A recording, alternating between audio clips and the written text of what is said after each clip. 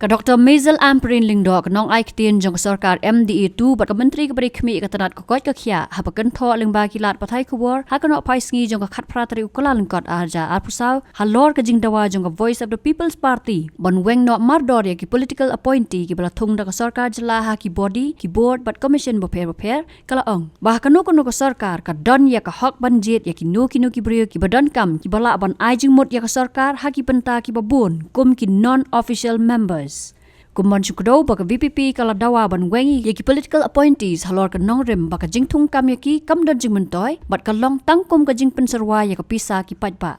Shu ka Dr. Ampareen lingdo kala ong baka jingdon ki political appointee kala wanra shibon ka jingirap yaka Sorkar bat kamdai ka ka baka Sorkar kala le persha yaki no ki kendon. The matter of political appointments has been a debate in the state of Meghalaya for as long as I can remember.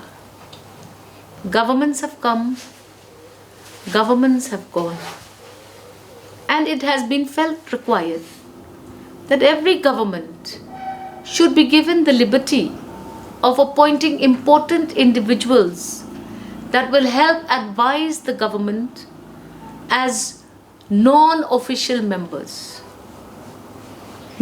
who are not government servants.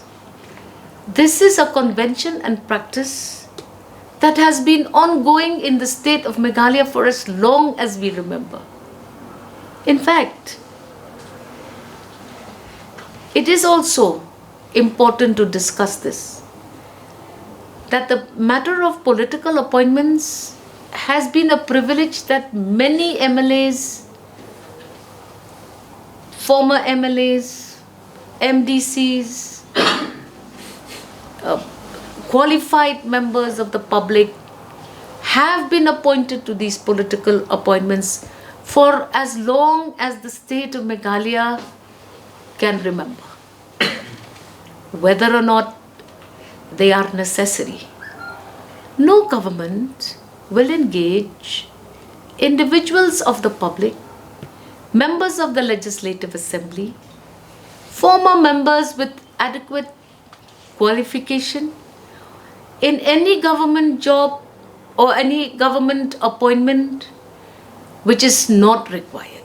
It is incorrect to think that political appointments are mere political appeasement activities that government is engaging in.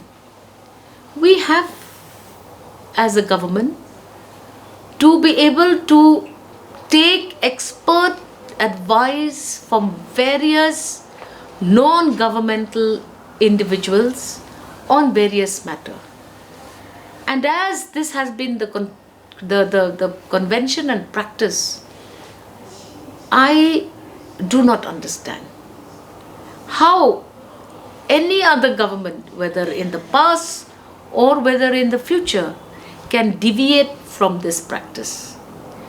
It is a good practice because, as we have seen, we are able to continue to seek advice, seek necessary work from individuals that have proven to be able to advise government on several matters, be it education, be it health, be it in roads and public works, be it in PHE, be it in any other department, whether it is sports, whether it is art and culture.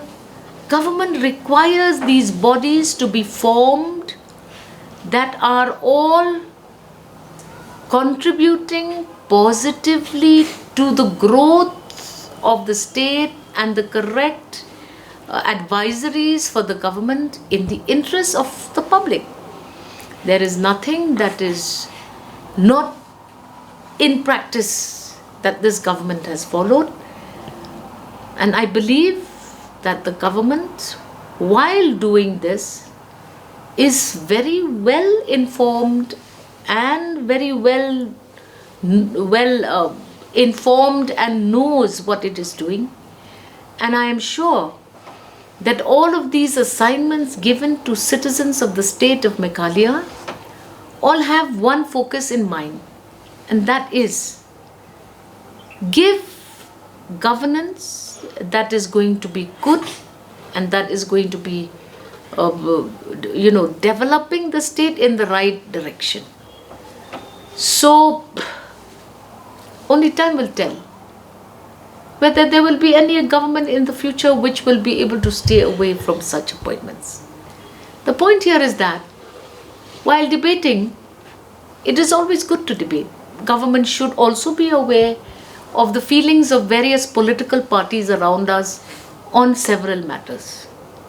And on this matter also, Honorable Chief Minister, along with the Council of Ministers, have taken some very proactive decisions which guide the government to restrict and to ensure that there is no lavish expenditure unnecessarily spent on all of these assignments.